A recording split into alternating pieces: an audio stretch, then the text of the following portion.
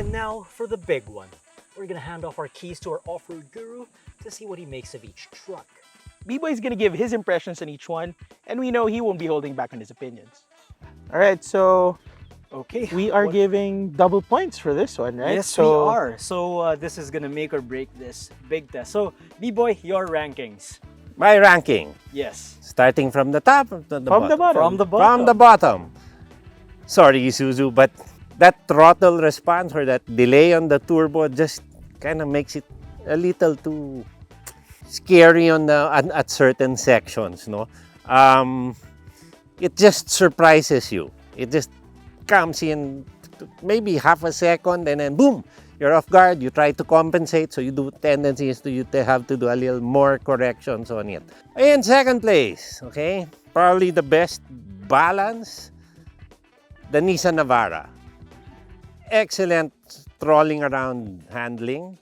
A little maybe too much on the turbo on this side, no? Because even at lower RPMs, you can even, from the inside of the cabin, you can hear the turbo going. So it's always driven, always pushing hard, no? It handles well, especially with those coil springs, no? It handles pretty well, actually. I would give it, yeah, no doubt, second. Which brings us to Okay, the Hilux, no? There's a reason why it's one of the best-selling pickup trucks in Australia and in the country. And after going through that section without the electronic driver aids, yeah, it's the most composed of the three. And you might like it rolling around, no? Like what was mentioned earlier, the seating on the back was an issue. Aircon was an issue because there's no vent.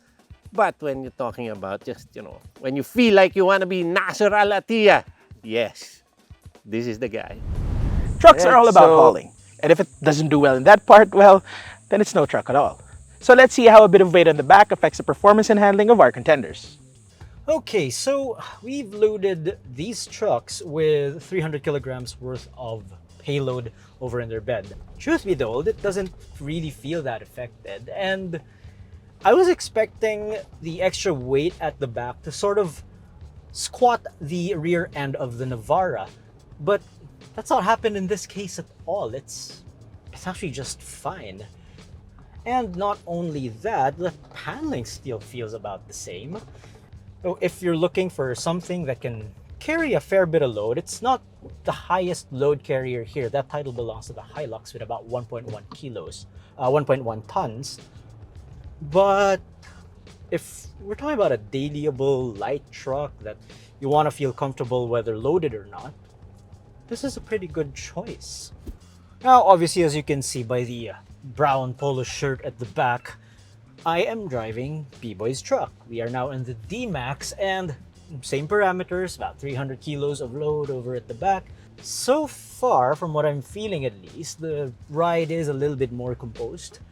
It's a little bit better. So this is more affected by weight compared to the Nissan, which is interesting because, again, the Nissan is on coil spring suspension, while this is on good old leaf springs. But handling-wise, with a little bit more load at the back, I did notice that it's not that it sways a little bit more, but you do feel it. You have to be a little bit more careful, especially with that spiky turbo in this Isuzu.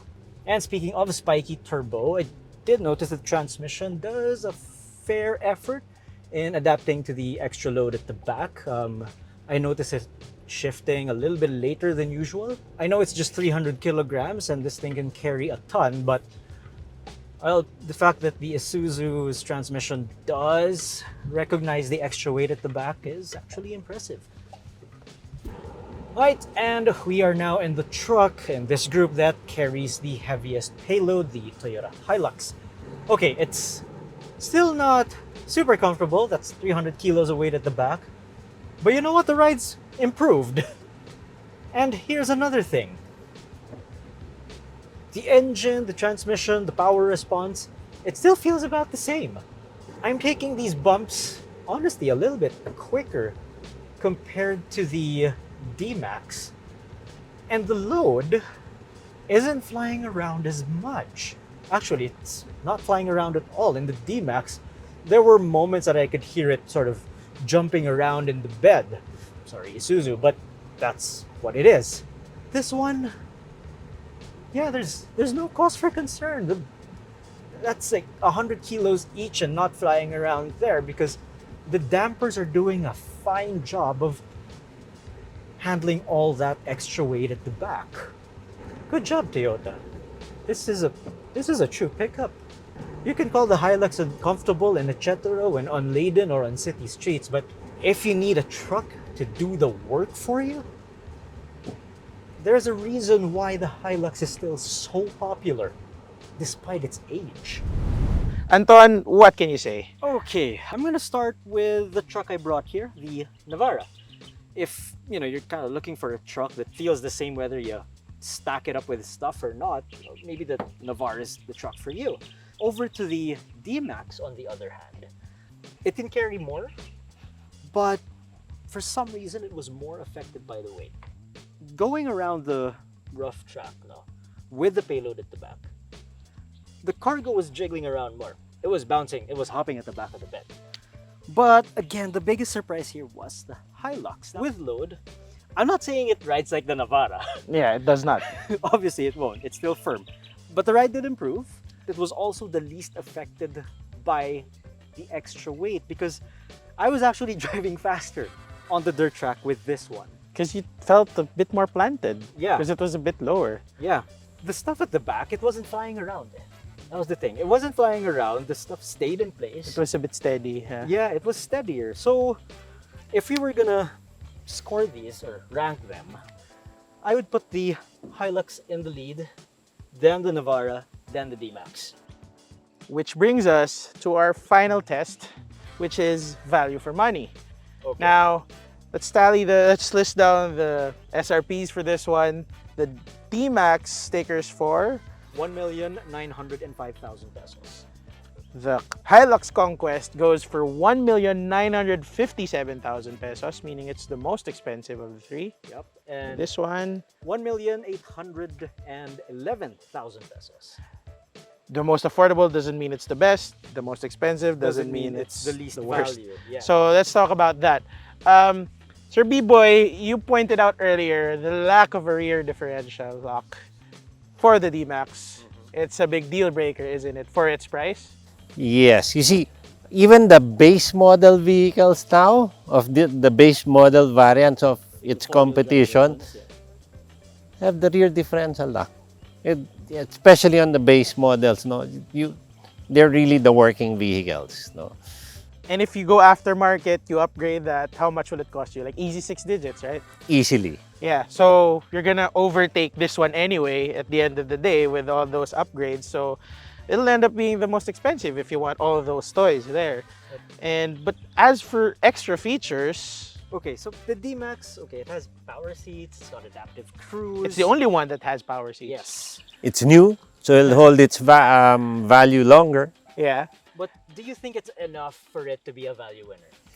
What do you guys think? Not without those key options. Yeah, we're talking off-road performance here, and without the rear diff lock, the price difference between the D-Max and the Navara Pro 4X is glaring, and you have that here. So why spend that much if you're gonna bring these off-road anyway? So in terms of overall value for money, even if you have comfortable seats here or better AC there, yeah.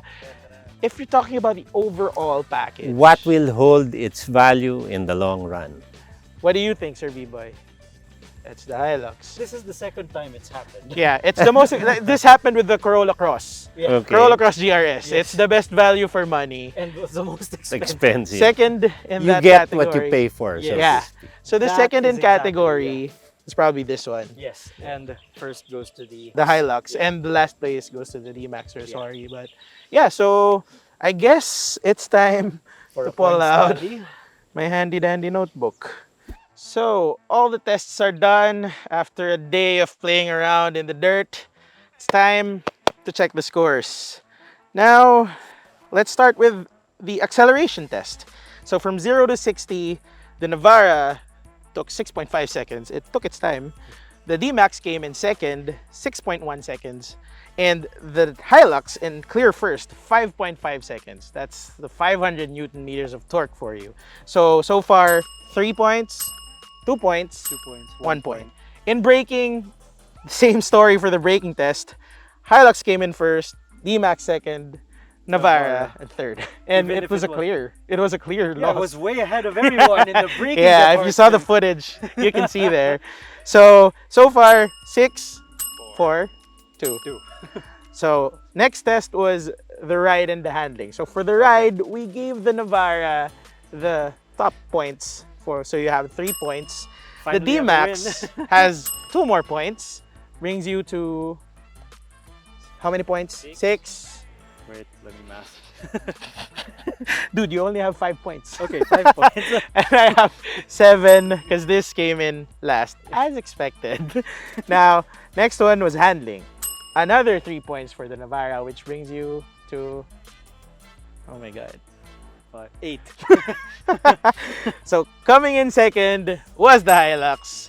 It didn't ride as well, but it did handle a bit better. Yeah. So, and in third place is the D-Max. You are at how many points, Sir Beeboy? 2, 4, 6.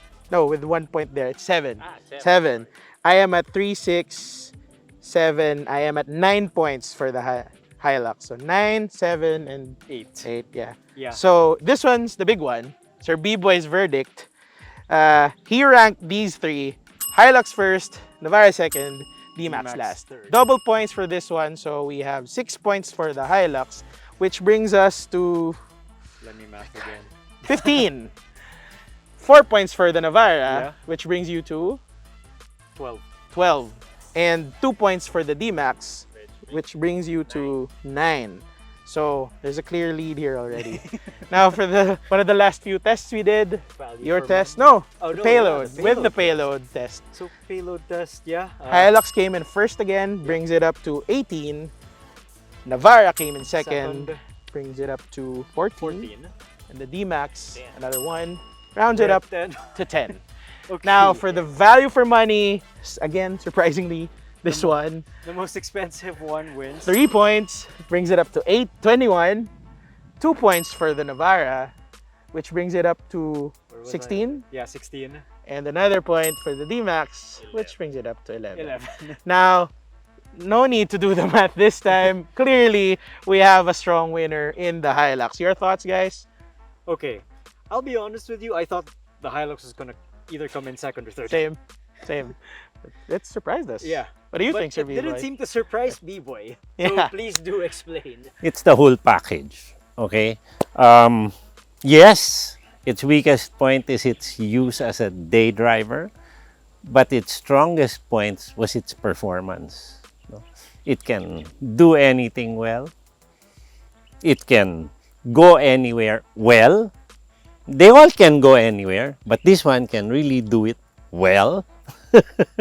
Blasting down the bad roads, it was the most competent. It was the most controllable. No? It just kept going on a straight line. Traction, again, emphasis on no driver aids, no? On all 3.